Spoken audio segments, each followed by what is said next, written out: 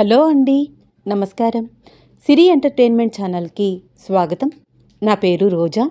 ఇప్పుడు నేను చెప్పబోయే స్టోరీ నీపై చాలా ప్రేమ ఉంది, ఎపిసోడ్ 76. స్టోరీలోకి వెళ్ళే ముందు చిన్న రిక్వెస్ట్. ఈ స్టోరీ మీకు నచ్చితే తప్పకుండా లైక్ చేయండి, షేర్ చేయండి, సబ్స్క్రైబ్ చేసి నన్ను ఎంకరేజ్ చేయండి. అలాగే ఇన్స్టాగ్రామ్లో కూడా నన్ను ఫాలో అవ్వండి. ఇంకా ఆలస్యం చేయకుండా స్టోరీలోకి వెళ్ళిపోదాం. అర్జున్ చెప్పలేనంత ఆనందంతో పొంగిపోతూ, అవునా, ఒప్పుకున్నారా, నిజమా అని మాట్లాడుతుంటే ఏదో అర్థమవ్వనట్లు అలాగే చూస్తోంది రూప. ఒప్పుకున్నారు, కానీ సంతోషంగా కాదురా. వాళ్ళ పంతం చూస్తుంటే నాకు లాస్యా గురించి చెప్పాలని అనిపించింది. ఆచారాలు, పంతాలు, ప్రతిష్టలు అంటున్నారు. మీ మనవరాలు ఏం చేసిందో తెలుసా అని అంతా జరిగింది మొత్తం చెప్పాలనిపించింది. కానీ మీ నాన్న ఆపేశారు. పెద్దవాళ్ళకి అలాంటివన్నీ చెప్పడం అవసరమా అంటూ కేకలు వేశారు. చేసేదేమీ లేదు. నాన్న చెప్పింది కూడా నిజమే కదమ్మా. అసలే తాతగారికి 90 ఏళ్ళు, నానమ్మ కూడా 85 ఏళ్ళు. వాళ్ళకి లాస్య గురించి చెప్తే తట్టుకునే శక్తి ఉండదు. తర్వాత ఏదైనా జరిగినా లైఫ్ లాంగ్ బాధపడతావమ్మా నువ్వు. నాన్న కరెక్ట్గా చెప్పారు. కానీ వాళ్ళు సంతోషంగా మీ పెళ్లి చూసి అక్షంతలు వెయ్యరు. ఒక్కసారి నువ్వు రూపా కలిసి రండి, నీకు పరిస్థితి అర్థమవుతుంది. నువ్వేమీ కంగారు పడకమ్మా. నానమ్మని, తాతయ్యని నేను కన్విన్స్ చేస్తాను.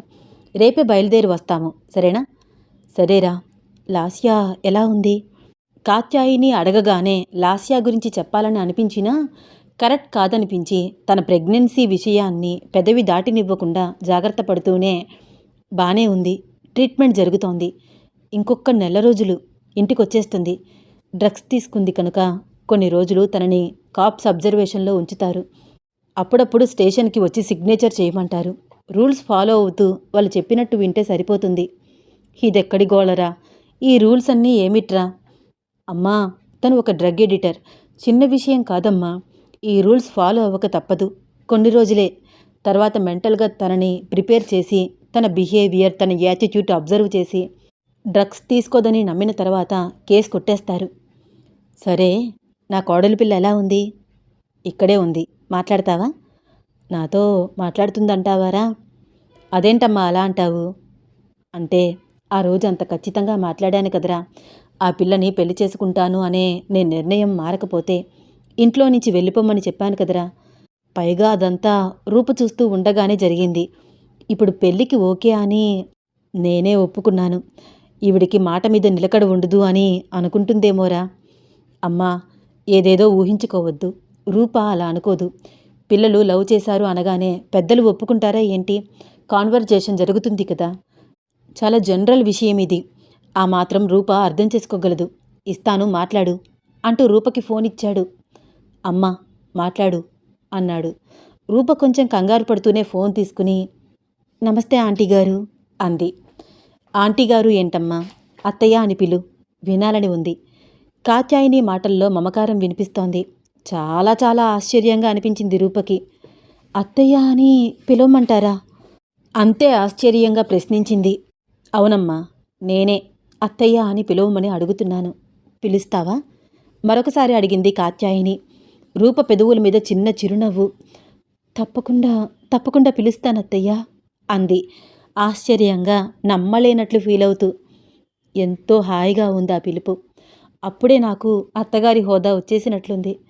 నీతో అలా ప్రవర్తించినందుకు చాలా గిల్ట్గా అనిపిస్తోంది చెప్పింది కాత్యాయిని.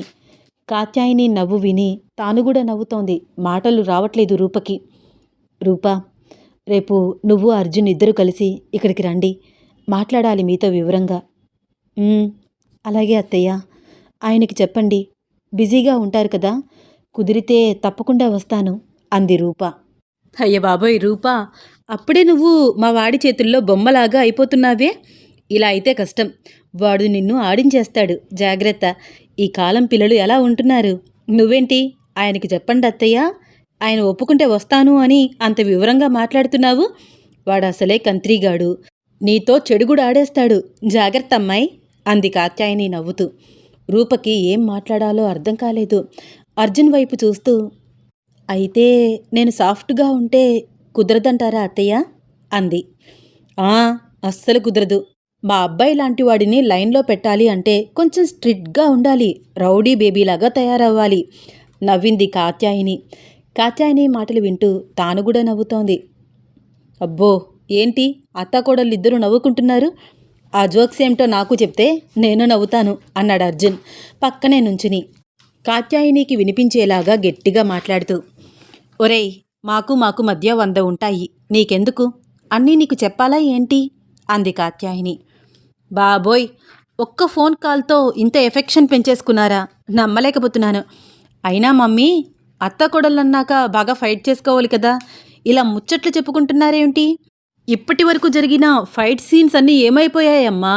ఒక్క ఫోన్ కాల్తో ఇలా ఎలా అయిపోయారే మీరు అన్నాడు అర్జున్ ఆశ్చర్యంగా. ఒరేయ్, నేను అమ్మాయి ముచ్చట్లు చెప్పుకుంటూ నవ్వుకున్నంతసేపే నువ్వు బాగుంటావు. నిజంగానే ఫైటింగ్ సీన్ స్టార్ట్ అయ్యిందనుకో, మధ్యలో నిన్నే ఫుట్బాల్ ఆడేసుకుంటాము. అవసరమారా? ఒరేయ్, మీ ఆవిడ చూడరా అని నేను, అత్తయ్య గారు చూడండి అంటూ మీ ఆవిడ తబలా వాయించినట్లు వాయించేస్తాము. కావాలా అలాంటి సీను? అమ్మో వద్దమ్మా, ఊహించుకుంటేనే భయమేస్తోంది. ఇలాగే ఉండండి, అందరూ అత్తాకోడల్లాగా ఉండొద్దు. నేను మెయింటైన్ చేయలేను నవ్వాడు. సర్లేవోయ్, ఆలు లేదు సూలు లేదు, కొడుకు పేరు సోమలింగం అన్నాడట వెనకటికి నీలాంటి వాడెవడో. ఇంకా పెళ్లి మాటలు జరగనే లేదు. రేపు ఉదయాన్నే బయలుదేరి త్వరగా రండిరా, ఒక నిర్ణయానికి వద్దాము. నువ్వు రూప మాట్లాడుకుని త్వరగా బయలుదేరండి, సరేనా అంది కాత్యాయిని. అదేంటమ్మా, రేపే రావాలా? అవునరా, ముహూర్తాలు మళ్ళీ లేవు. నువ్వు నేను చెప్పినట్లు విను, తెల్లవారుగానే బయలుదేరండి. అలాగే, రేపు ఎర్లీ మార్నింగ్ బయలుదేరతాము. బాయ్ మరి. ఓకేరా, బాయ్ అంటూ కాల్ కట్ చేసింది. అప్పటికి విషయం అర్థమైంది రూపకి. పెళ్లికి కాత్యాయిని ఒప్పుకుందని, పెళ్లి మాటలు మాట్లాడడానికి ఊరు రమ్మంటున్నారని. ఆనందంతో మొహంలో వెలుగు, బుగ్గలపై మెరుపు. అర్జున్ వైపు సూటిగా చూడలేకపోతోంది. అర్జున్ మాత్రం రూప వైపే చూస్తున్నాడు. నేను కిందకి వెళ్తాను సార్ అంది తడబడుతూ. సిగ్గుతో అక్కడ నుంచి వెళ్ళిపోవడానికి ప్రయత్నించింది. కానీ అర్జున్ వెళ్ళనివ్వలేదు. చెయ్యి పట్టుకుని ఆపుతూ దగ్గరికి తీసుకున్నాడు. అర్జున్ వైపు చూడలేక కళ్ళు మూసుకుని చిరునవ్వుతో అలాగే ఉండిపోయింది. రూప నడుం చుట్టూ చేతులు వేసి దగ్గరికి హత్తుకుని, విన్నావా అమ్మ మాటలు? చెవి దగ్గర మాట్లాడాడు. అతను మాట్లాడుతూ ఉంటే ఊపిరి స్పర్శకి గిలిగింతలు పుడుతున్నాయి. అంది. సో మా అమ్మ నాన్న మన పెళ్ళికి గ్రీన్ సిగ్నల్ ఇచ్చేశారు. ఇక నాకు తెలిసి మహా అయితే ఒక నెల రోజులు తర్వాత మన పెళ్ళైపోతుంది. నెల రోజులా? అప్పుడే వద్దు సార్. అరే, వాళ్ళందరినీ ఒప్పించడానికి ఎంత కష్టపడ్డానో రూపా నేను. ఇప్పుడు నువ్వు అబ్జెక్షన్ చెప్పడం కరెక్ట్ కాదు అన్నాడు రూప నడుము చుట్టూ చుట్టేసిన తన చేతులు తీసేస్తూ అలిగినట్లు ఫేస్ పెట్టి. అయ్యో అది కాదు సార్, మన పెళ్లి గురించి ఎన్ని అడ్డంకులు దాటామో కదా సార్. ఎంతోమంది ఎన్నో మాటలు అన్నా అవన్నీ పట్టించుకోకుండా నాకు నువ్వు, నీకు నేను అన్నట్లు ఉన్నాము మనమిద్దరం. మన ప్రేమని పట్టుదలని చూసి ఫ్యామిలీ సైతం యాక్సెప్ట్ చేసింది. పెళ్ళనేది ఎవరి జీవితంలోనైనా ఒక్క మధురమైన అనుభూతి కదా సార్. స్వీట్ సిచ్యువేషన్, పవిత్ర బంధంతో రెండు మనసుల మధ్య విడదీయలేని బంధం ఏర్పడే మధురమైన క్షణం. ఒక ఆడపిల్లకి తన మనసుకి నచ్చినవాడు తన మెడలో 3 ముళ్ళు వేస్తున్నాడు అంటే అది ఎంత ఆనందమో మాటల్లో చెప్పలేను. అందులోనూ మీలాంటి మంచి అబ్బాయి అయితే ఆ అమ్మాయి అదృష్టానికి అందరూ అసూయ పడతారు సార్. అలాంటి అకేషన్లో అల్లరి చేయాలని, గోల చేయాలని, తలంబ్రాలు పోసుకునేటప్పుడు నేను కూడా మీతో పాటు పోటీ పడాలని, జీలకర్ర బెల్లం పెట్టేటప్పుడు తలపై నా చేతిని పెట్టి మీ కళ్ళల్లోకి చూడాలని, ఇలాంటి చిన్న చిన్న ఆశలు నాకు కూడా ఉంటాయి కదా సార్. రూప చెప్పేది వింటూ స్టాచ్యూలాగా అలాగే ఉండిపోయాడు అర్జున్. ఏంటి రూపా, నువ్వేనా ఇంతలాగా మాట్లాడుతున్నావు? కనిపించవు కానీ నీ మనసులో చాలా కోరికలు ఉన్నాయి. తప్పకుండా అవన్నీ మన పెళ్ళిలో జరుగుతాయి. సో నువ్వు ఇంక అబ్జెక్షన్ చెప్పొద్దు. తన కళ్ళల్లోకి చూస్తూ ముంగురుడు సరిచేస్తున్నాడు. సార్, ముందు నన్ను సరిగ్గా చూడండి. చేతికి గాయం తగ్గనే లేదు. మీ హెల్ప్ లేకుండా భోజనం కూడా చేయలేకపోతున్నాను. చీర కట్టుకోలేను, జడ వేసుకోలేను. నా పని నేను చేసుకోలేని సిచ్యువేషన్లో ఉన్నాను. ఇలాంటి పరిస్థితుల్లో నేను మన పెళ్ళిని ఎంజాయ్ చేయలేను సార్. ఏదో మొక్కుబడిగా జరిగిపోతుంది. నా చేతి గాయం తగ్గే వరకు అయినా ఆగండి సార్. అట్లీస్ట్ 2 months అంతే. ఒక MBBS స్టూడెంట్గా చెప్తున్నాను. 2 మంత్స్లో రికవరీ అవ్వడం కష్టమే, కానీ నేను రెగ్యులర్గా హెల్దీ ఫుడ్స్ తీసుకుంటాను, చిన్న చిన్న ఎక్సర్సైజులు చేస్తూ రికవరీ అవ్వడానికి బాగా ప్రయత్నిస్తాను. ప్లీజ్ సార్, 1 మంత్లో పెళ్ళి వద్దు. ఇలా అంటున్నానని నా మీద కోపం తెచ్చుకుంటే నేనేమి చేయలేను. మీ ఇష్టం అనడం తప్ప. అయితే ఇప్పుడేం చేద్దాము? వద్దంటావు అంతేనా? అడిగాడు. చెప్తున్నాను కదా సార్, మీ ఇష్టం.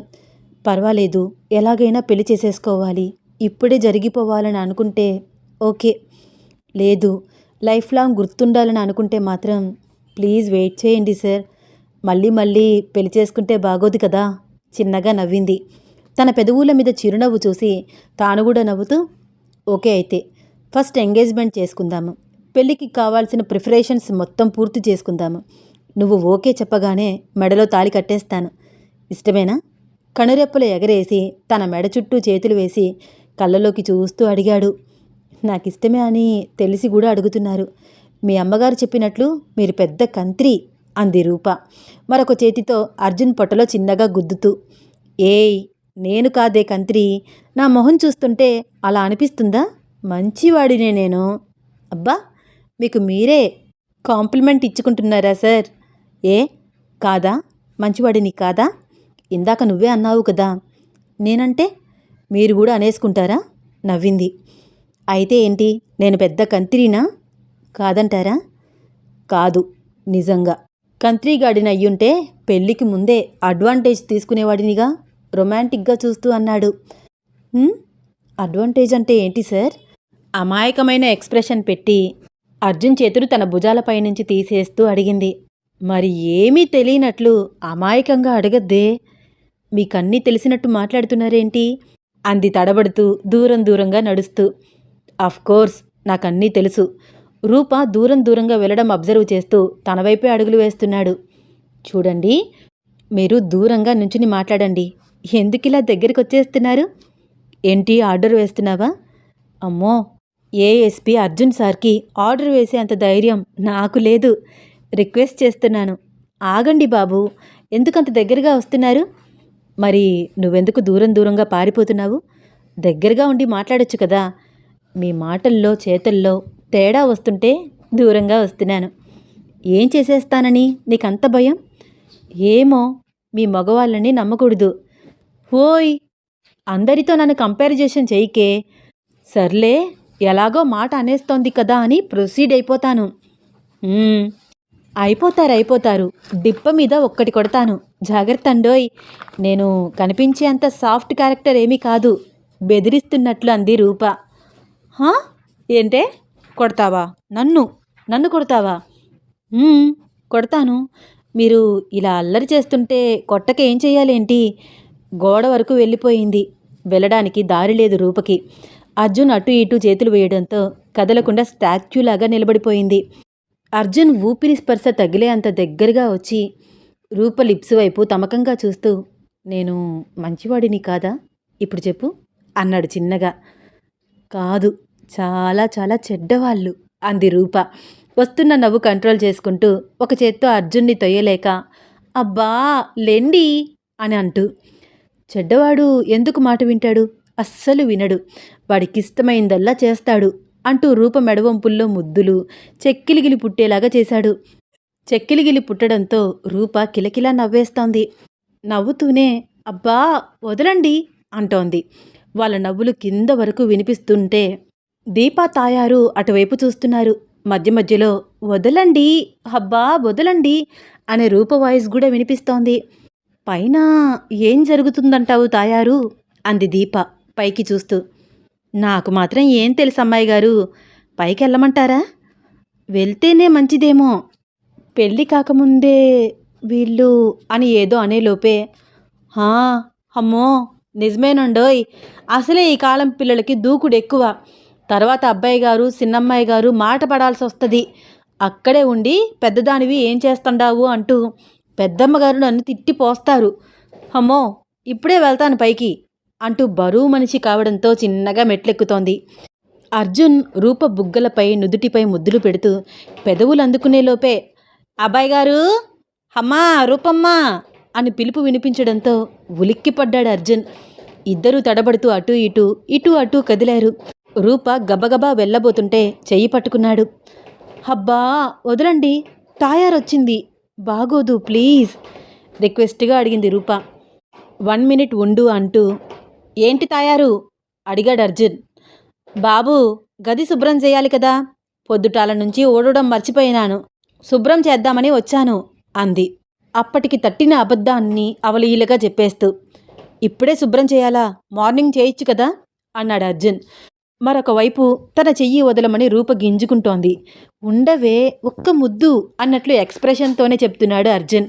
రూపకేమో అర్జెంటుగా గదిలో నుంచి వెళ్ళిపోవాలని, వాళ్ళ మాటలు బయటికి వినిపిస్తున్నాయేమో అని కంగారుగా ఉంది.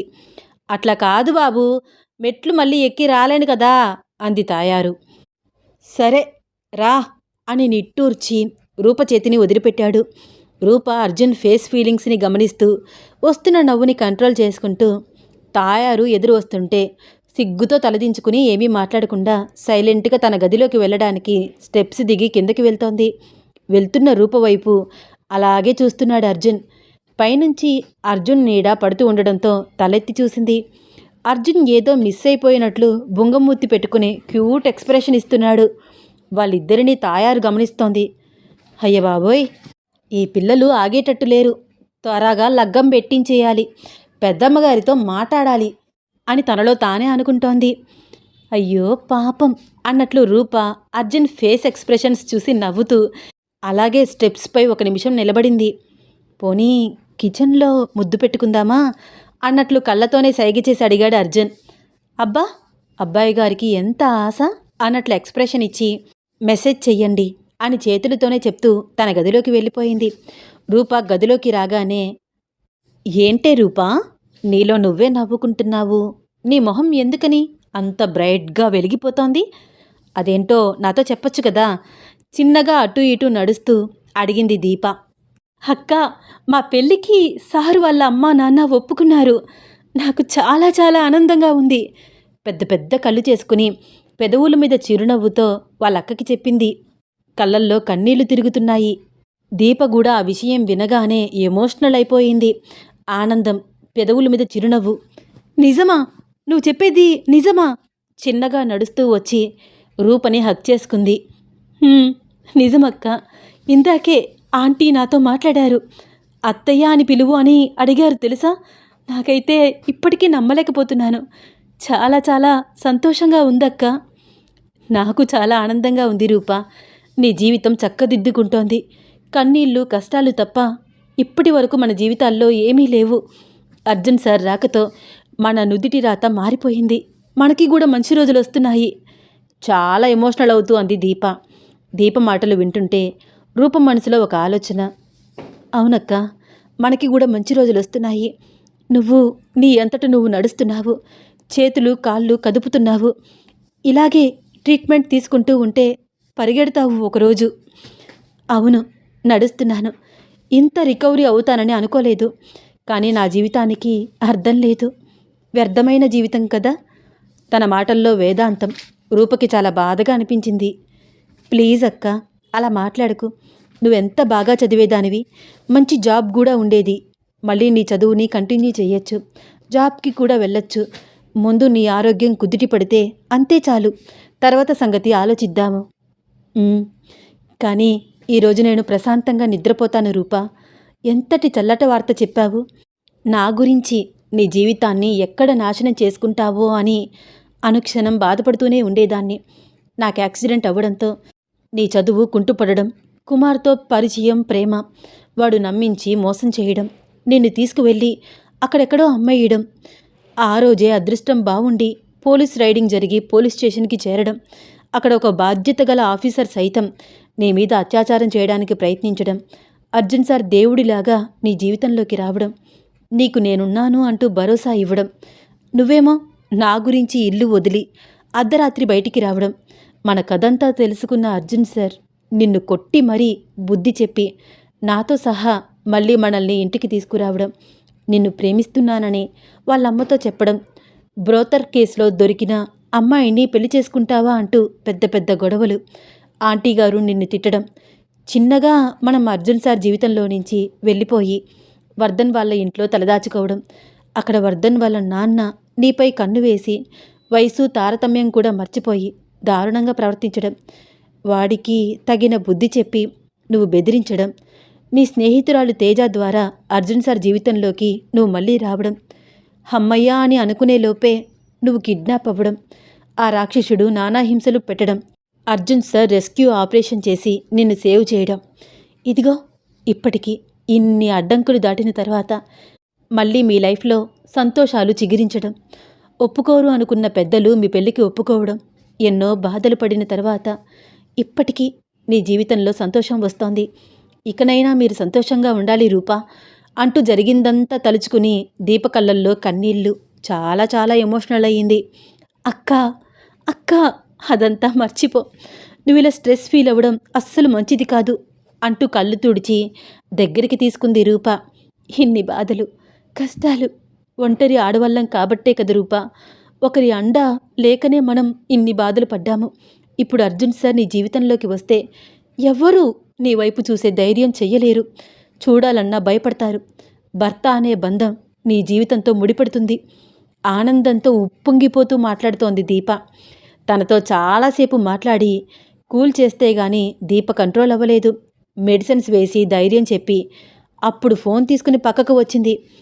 అర్జున్ ఫోన్ తీసుకుని బాల్కనీలోకి వెళ్ళి పుషింగ్ చైర్లో కూర్చుని ఊగుతూ రూపకి మెసేజ్ చేస్తూనే ఉన్నాడు. రూపా, ఓయ్ ఉన్నావా? ఏంటే మెసేజ్ చేయమని రిప్లై ఇవ్వవు? ఏమైపోయావు? ముద్దులు హగ్గులు ఇచ్చాను కదా, వేడెక్కిపోయి స్నానం చేస్తున్నావా ఏంటి? హలో మేడం, హలో రూపా, నీ ఎంకమ్మ ఫోన్ ఎక్కడ పడేశావు? చూడు, ఇంక మెసేజ్లు చెయ్యను. నువ్వు కనుక రిప్లై ఇవ్వకపోతే కిందకి వచ్చి అందరూ చూస్తూ ఉండగా ఎత్తుకుని పైకి తెచ్చుకొని కబుర్లు చెప్తాను. తర్వాత నీ ఇష్టం. అందరి ముందు నన్నెందుకు ఎత్తుకు తీసుకువచ్చారు అని గోల చేస్తే మాత్రం ఊరుకోను.